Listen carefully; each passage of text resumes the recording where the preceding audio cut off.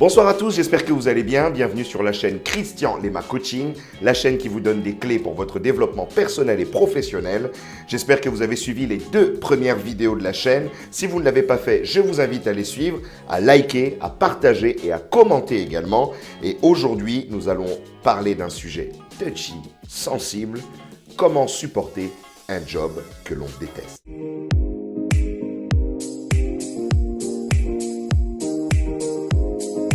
La thématique d'aujourd'hui, c'est comment supporter un job que l'on déteste. Effectivement, nous cherchons tous le job idéal. Sur le chemin vers le job idéal, il nous arrive d'avoir des expériences malencontreuses, des expériences difficiles, des emplois que l'on déteste faire, des emplois que l'on fait parce qu'on n'a pas le choix. Il arrive aussi des moments ou des périodes dans la vie où nous sommes orientés vers des emplois, vers des expériences qui ne correspondent pas à nos aspirations. Quelquefois, vous avez postulé à énormément d'emplois et le seul emploi pour lequel on vous a répondu positivement est l'emploi que vous voulez le moins faire.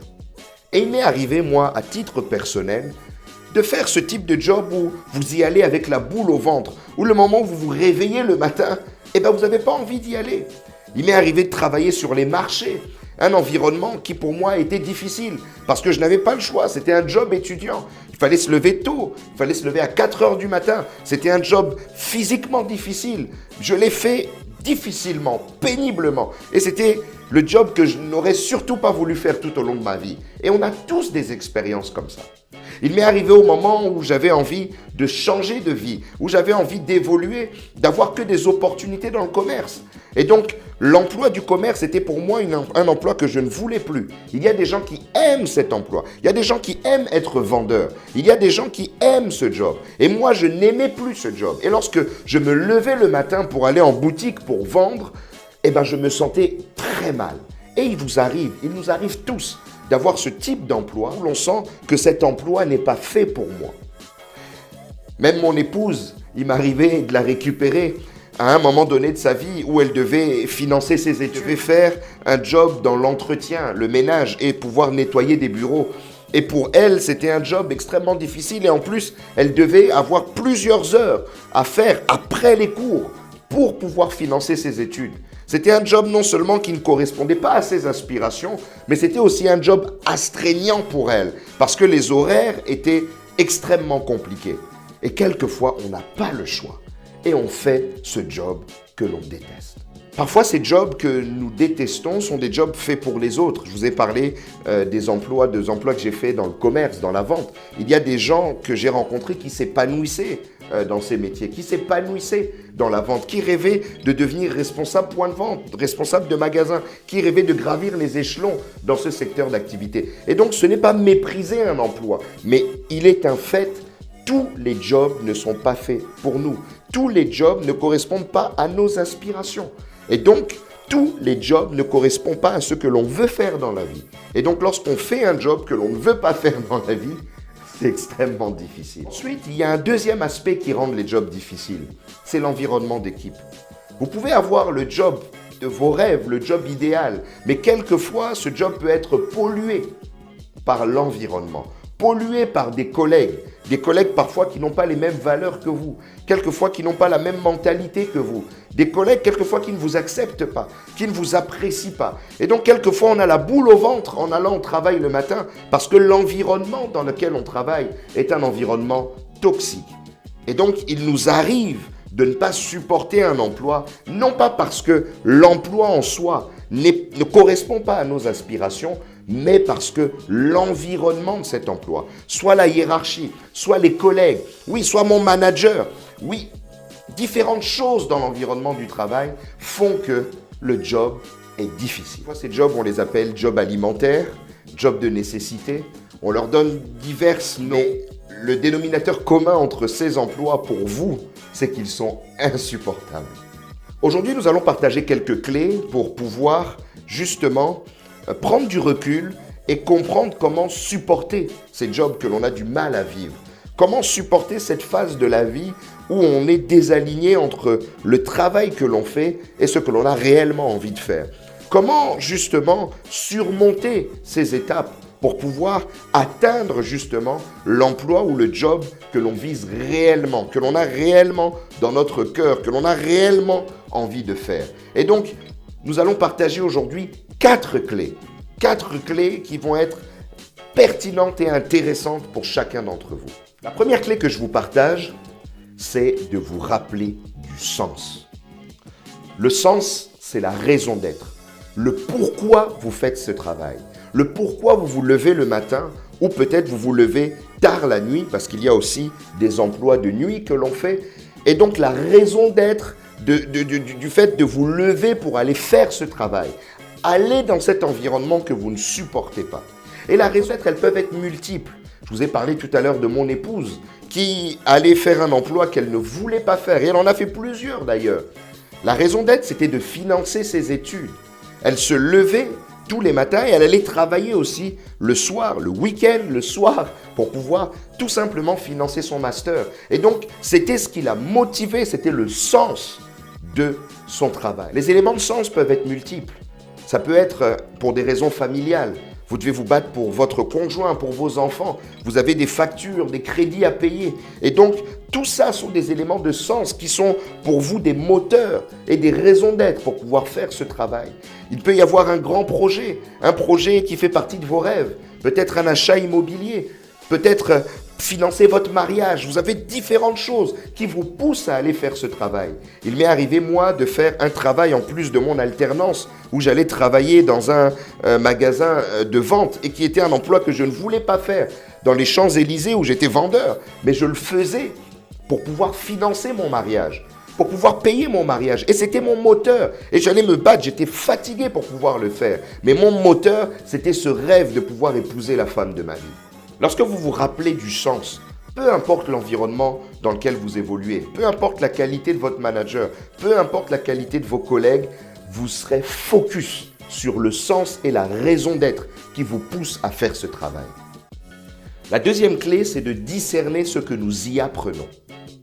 Nous allons parler là des compétences transférables.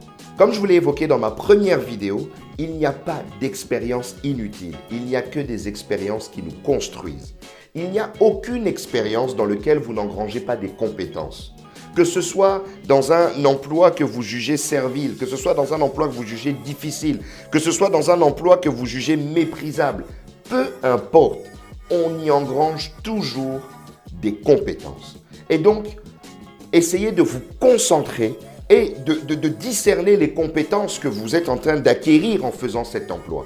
Peut-être que vous ne l'appréciez pas, peut-être que vous ne supportez pas cet emploi, mais les compétences que vous engrangez ont énormément de valeur. Parce que ces compétences, vous ne les perdez pas, on ne peut pas vous les arracher. Et donc que l'environnement soit positif ou négatif, que les gens vous apprécient ou vous apprécient pas, que ce soit le job de vos rêves ou pas, ces compétences-là, elles sont pour vous, elles rentrent en vous. Et personne ne peut vous les reprendre. Et donc, essayez de les regarder, de les repérer et de voir la valeur qu'elles vous apportent. Et donc, combien sont ceux qui ont fait une expérience qu'ils n'ont pas appréciée, mais qui ne sont même pas capables d'en parler alors qu'ils y ont engrangé des compétences extraordinaires?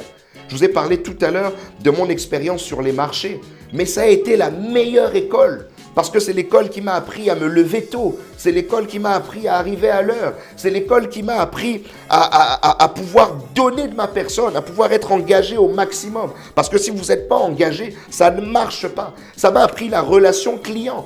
Ça m'a appris à m'adapter aux gens qui viennent. Parce qu'on rencontre énormément de personnes différentes. Et donc, ça m'a donné des compétences d'adaptation, d'adaptabilité, des compétences relationnelles extraordinaires. Et donc, je voudrais vous dire, ne méprisez jamais un emploi. Il y a un adage qui dit qu'il n'y a pas de sot métier, il n'y a que des sots de gens.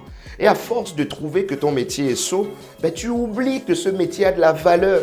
Et la valeur, ce sont les compétences transférables que tu engranges à travers ce métier. Et donc ça, c'est une mine d'or, c'est un trésor. Et donc ces compétences, ne les néglige pas, ne les méprise pas parce qu'elles t'accompagneront tout au long de ta vie. Et personne ne pourra te les retirer. La troisième clé, c'est d'avoir un plan de carrière en tête. Ce qui se passe généralement, c'est que certaines personnes peuvent faire 5 ans, 10 ans, 15 ans, 20 ans dans un métier qu'ils ne supportent pas. Pourquoi? Parce qu'ils n'ont pas en tête un plan de carrière. Parce qu'elles n'ont pas pris le temps de se poser, de réfléchir, de prendre du recul ou de la hauteur sur leur plan de carrière. Le plan de carrière, c'est tout simplement savoir où je vais. C'est simplement savoir quelle est la direction que je vais donner à ma carrière. Tout se manage, même la carrière se manage. La carrière se construit, elle peut se construire brique par brique. Et donc, brique par brique, tu construis un chemin qui est le chemin de ta carrière vers le job qui serait pour toi le job idéal, vers le secteur d'activité qui est pour toi le secteur d'activité idéal. Et donc, à un moment donné, ça nécessite une réflexion. Ça nécessite de prendre du recul. Ça nécessite de prendre de la hauteur. Ça nécessite de se poser des questions. Qu'est-ce que je veux être dans 5 ans, dans 10 ans, dans 15 ans?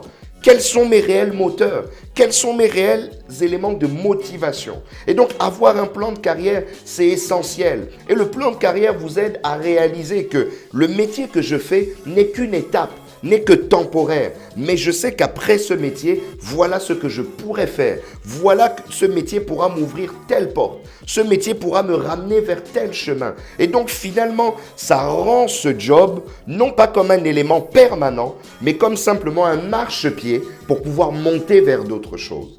Et donc à un moment donné, posez-vous les questions sur votre carrière.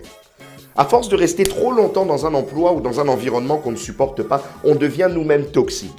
Combien sont ces personnes que nous avons rencontrées, je pense que vous en avez rencontré aussi, qui sont restées 15 ans, 20 ans dans le même métier, qui n'étaient plus alignés avec l'entreprise, qui n'étaient plus alignés avec l'emploi, qui n'étaient plus alignés avec l'équipe et qui devenaient des sortes de boulets, de personnes insupportables. Ne devenez surtout pas ce type de personne, s'il vous plaît. Et donc, le meilleur moyen de ne pas devenir cette personne toxique que vous avez détestée, soit dans le job dans lequel vous êtes aujourd'hui ou dans un job que vous avez vécu précédemment, ayez, s'il vous plaît, un plan de carrière. Et donc, lorsqu'on a un plan de carrière, on a en tête les formations que l'on doit faire pour pouvoir évoluer dans un autre environnement. Lorsqu'on a un plan de carrière, on sait dans quelle entreprise ou quel métier postuler après cet emploi. Lorsqu'on a un plan de carrière, on sait même dans l'entreprise, en commençant peut-être au plus bas, dans un job que l'on n'apprécie pas, comment on peut évoluer à des postes à responsabilité qui seront des postes plus confortables pour nous. Et donc, réfléchissez à votre plan de carrière. Et il y a des outils dans l'entreprise qui sont des outils extraordinaires dont on a droit en France. Si vous êtes à l'étranger, je ne sais pas si ça existe, mais en France, nous avons l'entretien annuel. Nous avons l'entretien professionnel, qui sont des éléments qui sont mis en place dans l'entreprise pour que l'on puisse se poser un peu et que l'on puisse réfléchir à ce que l'on veut faire, au plan de carrière que l'on veut avoir. On a en France le compte personnel de formation qui vous permet de financer vous-même des formations. Vous avez la main totalement sur votre compte personnel de formation. Combien sont ceux qui n'ont même pas pris la peine d'aller sur le site de mon compte CPF pour regarder ne fût-ce que le nombre d'euros que vous avez sur ce compte et de regarder la palette de formation qui s'offre à vous.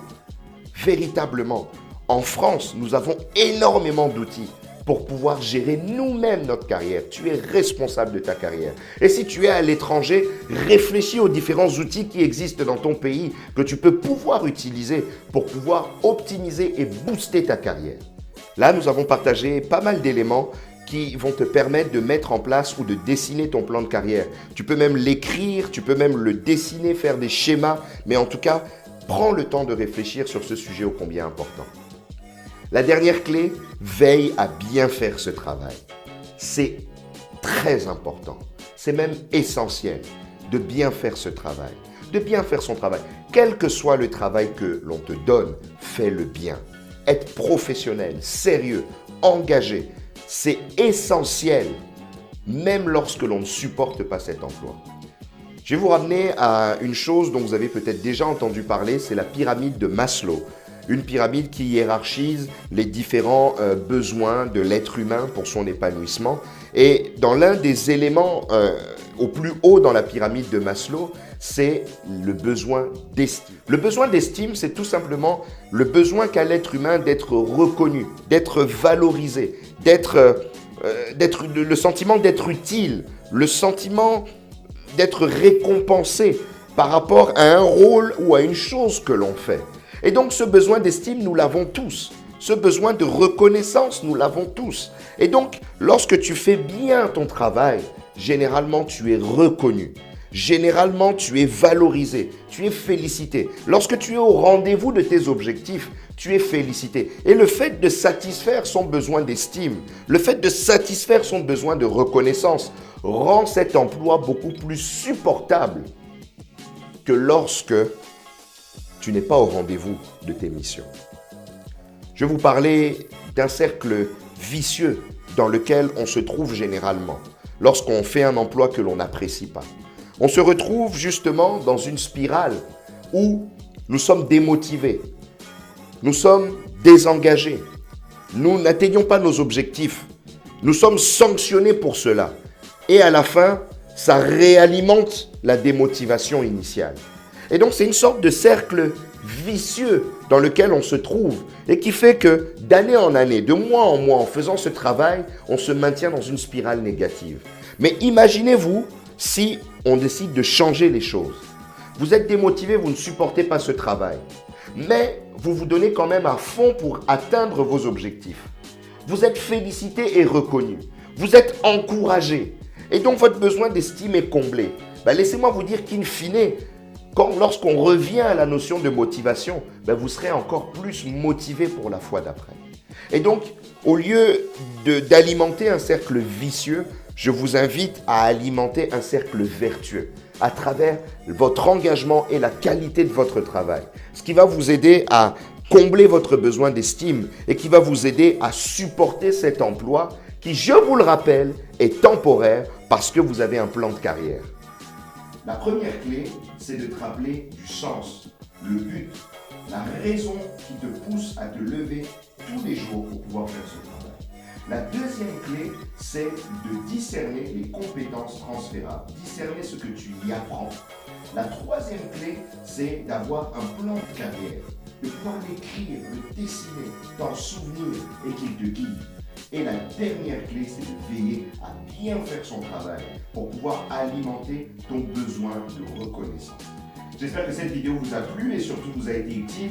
N'hésitez pas à commenter, à partager ce qui vous a le plus apporté dans cette vidéo, à partager également vos témoignages, votre expérience et aussi à partager des suggestions sur des thèmes que vous souhaitez voir dans les prochaines vidéos. Je vous invite également à pouvoir liker la vidéo, bien sûr, à pouvoir la partager, à vous abonner à la chaîne en appuyant sur la petite cloche à côté pour ne rien rater de ce qui se passe sur la chaîne de Christian Lema Coaching. Restons connectés ensemble et n'oubliez pas que vos lendemains sont appelés à être extraordinaires.